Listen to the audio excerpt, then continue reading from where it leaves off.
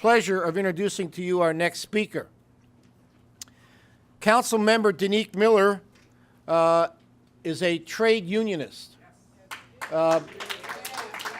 His presence here today, like Janella Hines this morning, is a reflection of the importance and the nature of this conference today.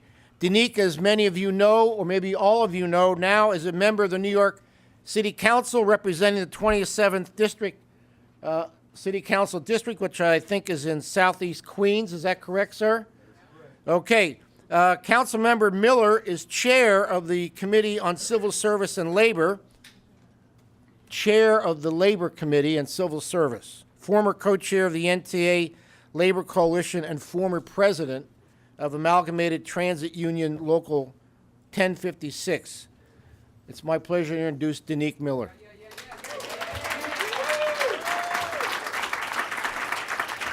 Thank you, sir. Thank you. Good afternoon. It's good to be home. So, I can't even look out and start calling out names because everybody here is more than a friend. Everybody here has really been a part of this movement here, and the reason why I'm here is because of each and every one of you, and the reason why we have this voice, and I'm able to be here to share with you because there's so many in the room. But I'd like to thank Gene and Cornell certainly, and to some degree I'm wearing both hats as well. And Greg and Arthur for the work that they do here at Murphy, and Murphy just in general for educating my staff and training most of the staff now around the council, and everyone now knows about Murphy, and it's been a bit of a struggle, and we are here, right, and continue to grow. So I want to thank you for that, and certainly for the resources that Ruth and Ed and others provide for us, and particularly me at the council and the hearings that we do around organizing and protecting workers' rights. And we have a few that's coming up, and I've said to the principals of these local unions that I am your voice, and that certainly what we are doing at City Hall is an expansion of this movement here. So, and I'm hoping that the work that we do, I think we have a little spill here somewhere, that the work that we do over the, no, we need a napkin. The work that we do over the next 4 years and what we've done really reflects the values of this movement that we belong to, and how do we protect that. And so, thank you. I am just in from Puerto Rico, a day removed, so I'm still a little discombobulated because it wasn't an easy trip over there, right? And so, but it was very necessary. And what I know is that more than anything else, labor was on the ground, bringing dignity and getting that island back together. So what we do is so important, and the reason why we are here, and the topic that I have the privilege of discussing. And forgive me if I'm going to speak based on some background, my personal background, and haven't had a chance to dissect all this research that my team put together and those things. And we do want to speak about the impact of JANUS versus AFSCME. And I know that we in the labor world have been having this conversation amongst ourselves time and time again. It is as we spent the last few weeks talking about the Constitutional Convention, right? And we had a number of forums that I participated in, and I know a number of people in the room. And the big thing about that, particularly in my district, a district that has the highest union density in the city, the most public employees in the city of New York, and nearly in the country, which also translates into the highest African-American home ownership, right? And so, which is why this is important to us, right? And part of is why is JANUS important? Why is it important not just to those locals involved, but communities involved? And So that we want to get that context out of the way immediately. So myself, Councilmember Richards, but Councilmember Richie Torres introduced resolution yesterday imploring the Supreme Court to protect the rights of public workers. And while it is merely a resolution, it cannot be void of this voice. And whether it's the voice of the council that represents 8.5 and nearly 6 million working families in the city of New York, but certainly all of you here. So it's important that they know, and I'm sure it'll be briefs coming from all over the place and in this room here as well, supporting AFSCME, but it's important that we as individuals, in whatever way we can, make sure that we do that. And so we have to tell our story, because many out there often oversimplify the role that collective bargaining plays and organized labor plays in our society, and particularly here in this city and throughout the country. And quite frankly, I believe, and I've had this conversation with many of you in this room, that if they can carve out New York and California, they'd just walk away and we'd be okay, right? But that's sort of what got us here, right? What got us here is that we have ours, and that we're okay. That if we could protect the transportation industry, or if that we can protect education, and then we were okay. But there was others that suffered, that we didn't stay together and share the benefit of our experiences. And there are industries out there that have suffered, and we're trying to rebound from that now. And they have sort of picked us off, and that is a problem. So as we get to this case that we are all concerned about now, and quite frankly, I don't think that any of us have any misconceptions about the potential outcome because of the lay of the Supreme Court now. I think what I would like to speak to, and I think some of the things that we as a community should be addressing, is how we move forward, how we continue to move forward in the face of right to work and all of the diminishing rights of workers throughout the country. And we have managed. But certainly we have to figure out how do we get better, because what we saw in right to work with JANUS, which is kind of holding up the movement throughout the country, is another story, right? If they get to undermine public sector unions, I think that's really where the meat and potatoes are, and they know that's where they go after. And so in my experience, I have seen in the thousands of union members that I've represented, less than 100 did not belong to the union, that were engaged in agency shop fees, and most of them had been suspended by the union for one reason or the other. But what I do know, and I'm a realist, is that given the opportunity to not pay, I mean, you guys remember the strike in 2000. We chased people down forever to get dues, and still didn't get the dues today, right? And that was a different environment. Imagine the environment that we are in today, trying to collect dues from folks. Right? It would be a difficult task. So how do we address that? And I think that one of the things that I've tried to do is engage membership. And there's this idea that unions operate from the top down, and that leadership have this kind of dictatorship thing going on. And that's not true in every case, but it's true in some cases. And let me just say, in those cases that it is true, it has contributed to the demise of those unions. People have to feel like they're involved. People have to be involved, no matter how bright we think we are. You can't do it by yourself. You just really can't do it by yourself. It requires everyone to be involved. And if you can get your membership to buy in, to be a part of this, to understand that it doesn't work without them, that it starts from the bottom up, then we can beat this thing. No matter what the outcome of the decision, we can overcome the decision if we adopt that philosophy.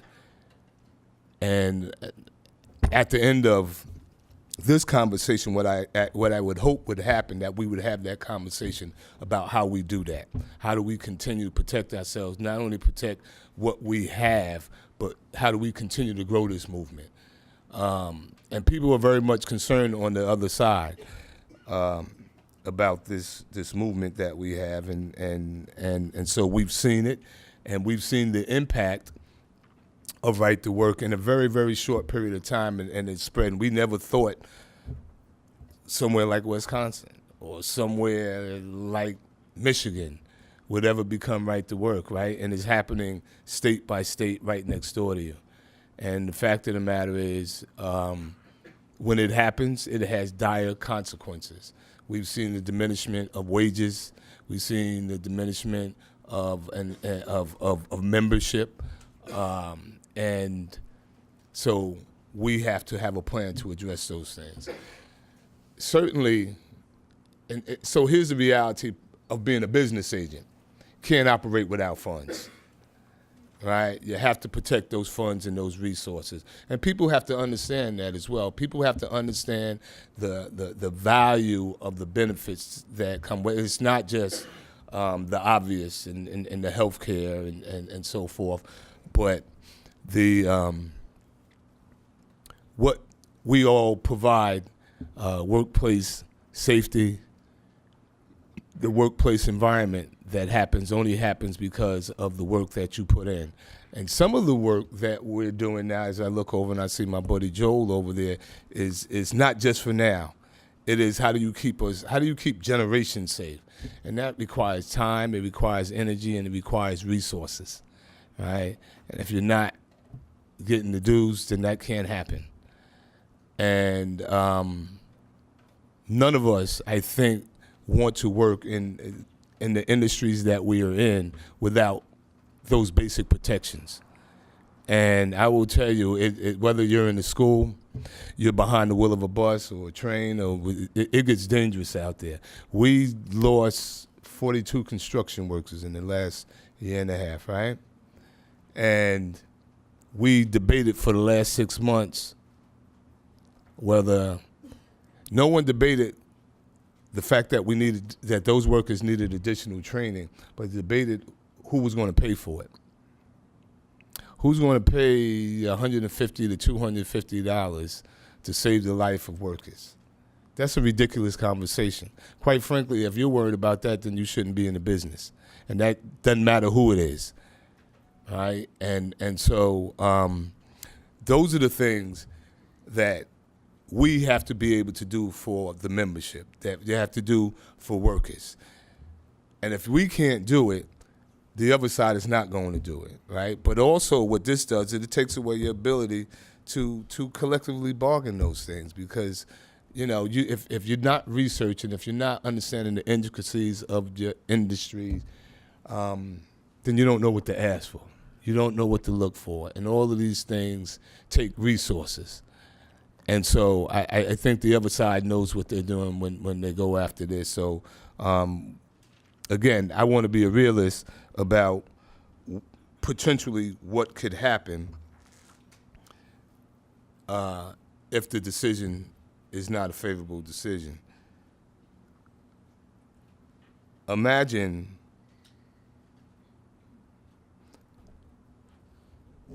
so we have we have in my district and throughout the city, obviously there's a strike, local 3 members on a strike with Spectrum. And beyond 8 months now.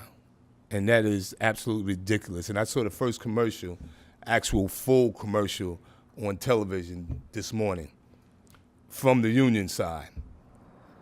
And every day, if you watch regular television, every other commercial is a Spectrum commercial.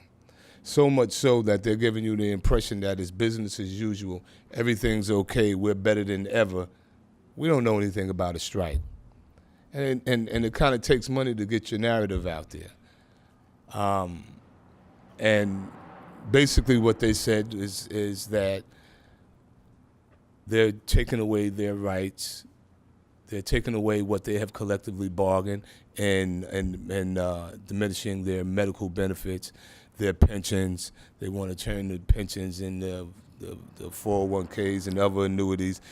Companies are now speculating on the value of a pension 5 years from now, 10 years from now, to justify whether or not they want to put good money on bad money and continue to invest in these pensions. And that's what they're doing on the other side. But what we've seen is, over the past decades, is that even on the public sector side, that a lot of our work, a lot of our jobs have been outsourced, all right? And that's been a real problem as well. So, all these things are relevant because those things, like I'm looking at some of the locals that are in the room here, and I know for sure that there are folks that are doing exactly the same work that you're doing, sometimes even in the same title, in the same shop, and they don't belong to a union. And so even without a Supreme Court decision, they've certainly undermined who we are and what we do here. And so we've been working on that, and we've seen a little bit of progress over the past 2 years in insourcing work and making sure that we protect those benefits. But certainly those are things to look at. But again, going back to Spectrum, imagine if they were not collecting dues from everyone, and they were not collecting dues, and that they didn't have a strike fund, and their attorneys and everyone that's doing the negotiations did not have the resources to work on behalf of those members. There would have been no strike. It would have been over a long time ago, and that's the only thing that was able to sustain them. And so it's really important that the Supreme Court ruling, that we recognize that it not only affects us now, but really it affects the vitality of public sector unions as we move forward. And public sector unions have real value. Here in the city of New York, the city has no value without each and every one of you that's in the room here. What makes this city great, what makes people want to come here and spend the billions of dollars that they spend, is all of you. It is the great transportation system, it is our great health care, it is public safety, and all the things that we are able to provide that gives this city such great value. And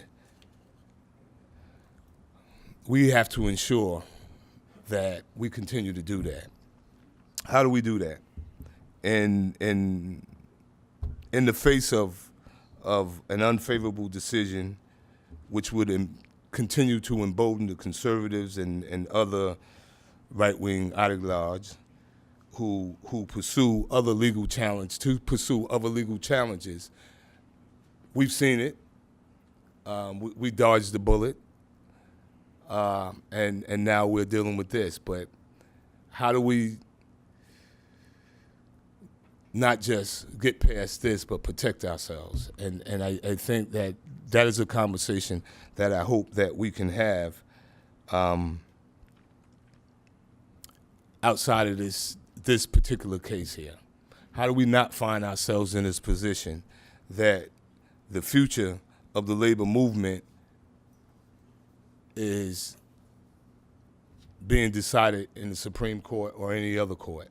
And quite frankly, if that is the case, you know, we're in dire street, all right, because of not just the next 4 years, but what has happened already, and the amount of local courts that are open that potentially will have judges will be seated that are not labor friendly. How do we ensure that we have a mechanism among ourselves that protect the strength of unions, that protect the sovereignty of the shop, and that we can continue to have the quality of life for that next generation of trade unionists? And I think that, again, is our big challenge here today. So,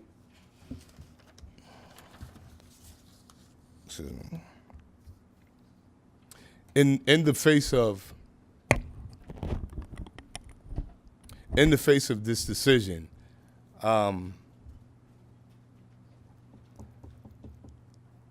give me 1 second. I think I'm gonna try to stick to the notes here, or go back to the notes, because we haven't done that just yet.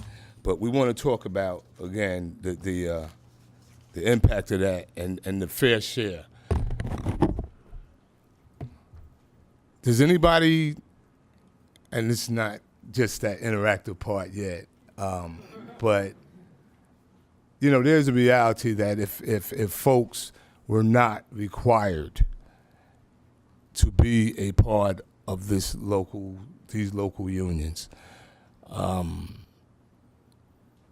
they would not do it. I mean, what percentage of folks? I did a couple of shop gates. As I said, we were kind of touring, talking about the Constitutional Convention and different industries, public sector and private sector. I watched two things. I watched a local president talk about a contract that they had just signed and they were looking to get ratified. And he spoke probably a half an hour, and it may have been 2 questions about the agreement, right? It was a good agreement, but it certainly wasn't that good of an agreement, right? I've never been in a room where the principals came in and talked about a contract seeking to get it ratified, and there wasn't enough interest in the room to even ask the question. And it was a much younger room. And I think what I'm saying is that have we cultivated and developed that next generation of trade unionists in a way that we can protect this? Because the only way we overcome bad decisions is internally, right? That people see that being a part of this movement has real value. And the reason why I talked about specifically my community, because we didn't know it.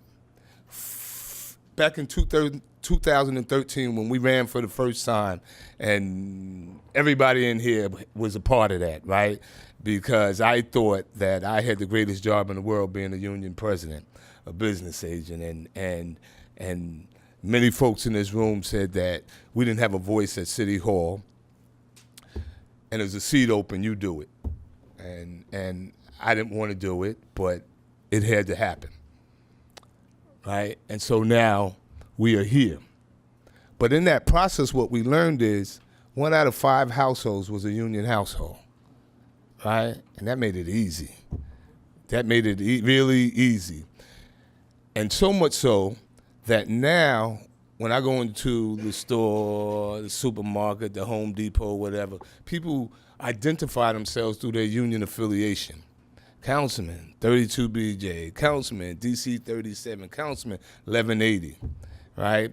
And that has real value.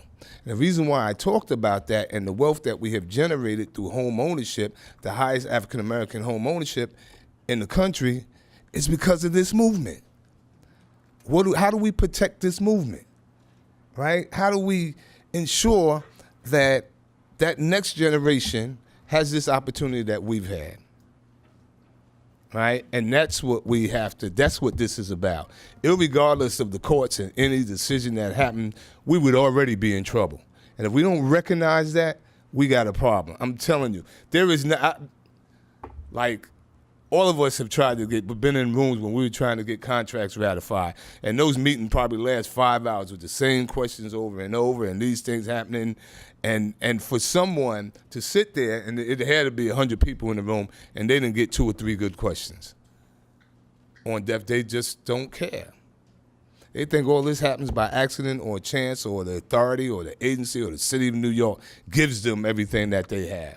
They do not value this movement until they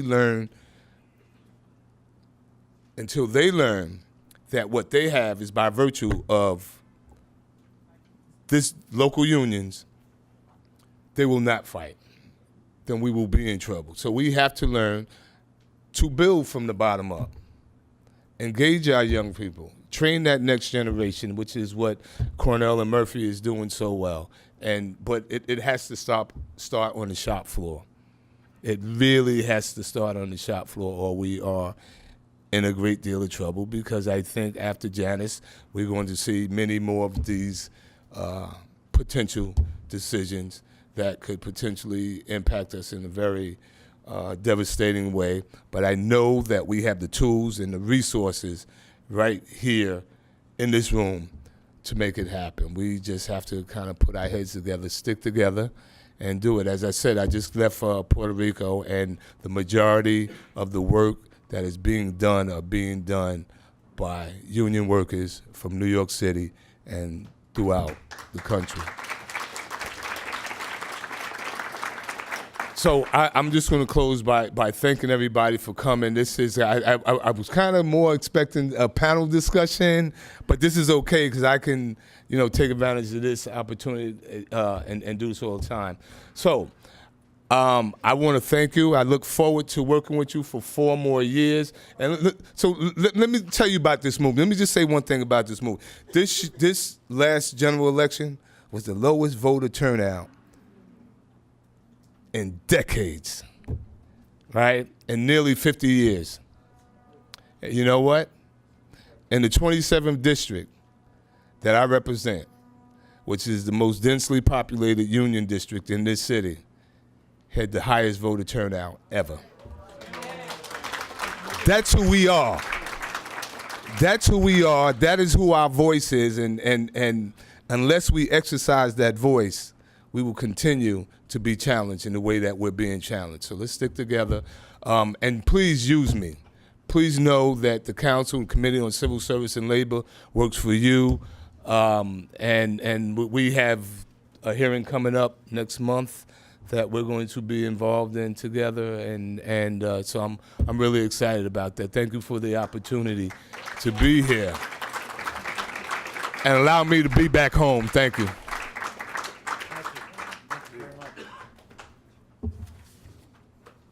Thank you, Council Member Daneek Miller. As a matter of fact, you mentioned that we had the highest voter turnout in your district because of in relationship to the union density.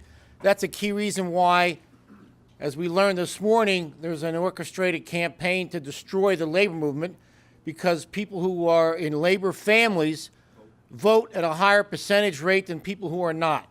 And that voice is another level, another area where our voice makes a difference, that they want to take it away from us. So thanks for that. That's a really encouraging statistic. It proves what we already know. So I wanted to mention one thing. I did say that I do teach labor history in the Cornell CUNY program. The class I teach is specifically called the History of Public Sector Unions. It's a labor history class, but through the prism of the public sector union experience. And I've taught it for several years now, and we're talking a lot now about JANUS in the class, and the thing that's most encouraging about it is that class, while they understand JANUS, they say yes, it's an opportunity. This crisis is an opportunity to reform, reorganize, rebuild, and reconnect our union with its base. And I want to emphasize again how important that is, because we keep hearing it again and again, and I just thought of it during Daneek's remarks. I also wanted to pay tribute to two people who are here in the room that I would be remiss if I didn't mention them. One is Arthur Chiliotis, who is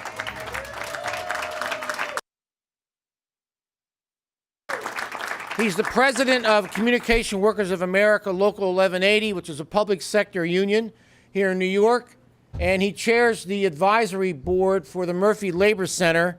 And Arthur has done more for labor education in this city than any other singular labor union leader that I know of, and I've been doing this for decades. And I want to have, this is an opportunity to acknowledge that and thank you for what you have done. And his colleague in crime here, which is Greg Mancios, who runs the Murphy Labor Institute. He's the director. Greg, thank you for all that you do, which is tremendous.